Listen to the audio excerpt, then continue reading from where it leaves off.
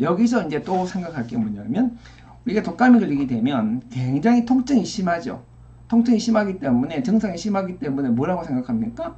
통증이 심하기 때문에 이게 굉장히 중증으로 이어갈 가능성이 있고 굉장히 고통스럽기 때문에 무서운 생각이 듭니다만 정말 중요한 치료는 쾌혈제를 적절히 잘 사용해서 환자가 열이 나고 통증이 생기는 거를 줄여주는 것이 가장 중요한 치료 중에 하나라고 생각하면 됩니다. 2009년 이전에는 우리가 독감 치료를 어떻게 했습니까? 그냥 집에서 해열 진통제 먹고 끙끙 앓고 있다가 회복이 대부분 됐고, 지금은 항바라제제를 꼭 써야 되는 것처럼 그렇게 이야기를 하고 있습니다.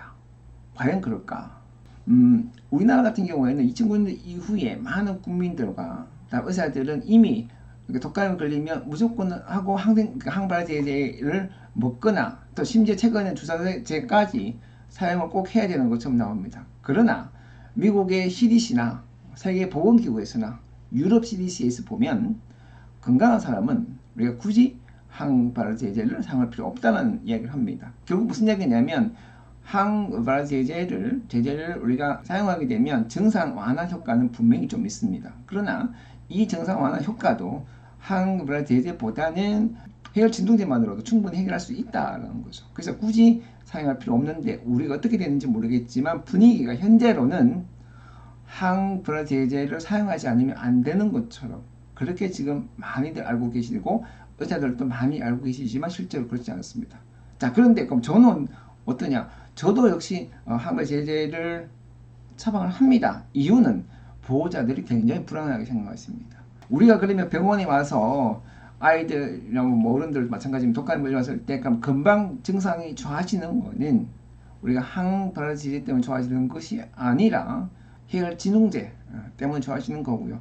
이 건강한 사람에서의 우리가 이 독감 치료제 1번은 뭐냐면 항바라제제를 쓰는 것이 아니라 이 해열 진통제를 쓰는 겁니다. 그럼 소아에서 다 넘어가서 소아는 뭐 외국 같은 경우는 2세 또는 5세 이하에서 고위험군이라고 하지만 실제로 우리 저희가 항바라제제를 사용해 보면 차라리 해열 진통제를 빨리 쓰는 것이 더 좋은 치료라고 할 수 있다라는 것입니다. 얘가 독감이 같은데 좀 시간 지나서 치료하지 않으면 어떻게 될 거냐는 걱정을 많이 하시는데 굳이 그렇게 걱정하실 필요는 없다는 말씀을 제가 다시 한번 강조를 드리고 있습니다. 이 합병증에 대해서는 고위험군이 아니시라면 크게 걱정할 필요가 없다라는 겁니다.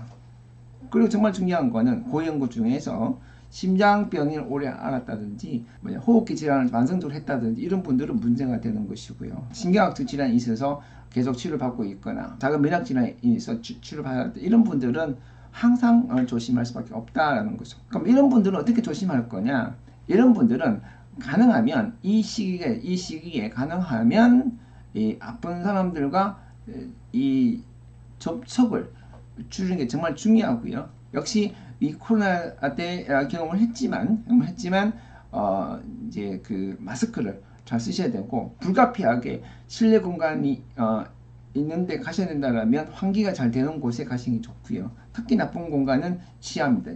지하의 밀폐된 공간은 굉장히 위험할 수 있으니까 좀 조심을 하셔야 되겠다는 생각이 듭니다. 그래서 정리를 하게 되면 독감에 걸렸다 하더라도 우리가 평시 자기 건강한 사람이었다라고 하면 그리고 고령자가 아니라고 하면 그렇게까지 걱정할 필요는 없다. 다만 집에서 전파가 많이 되는 거니까 집에서 우리가 이제 마스크를 껴야 되겠다. 또는 집에서 조금 공간을 달리 사용한다든지 또는 집에서 환기를 많이 한다든지 이런 건 도움이 될 수 있겠다.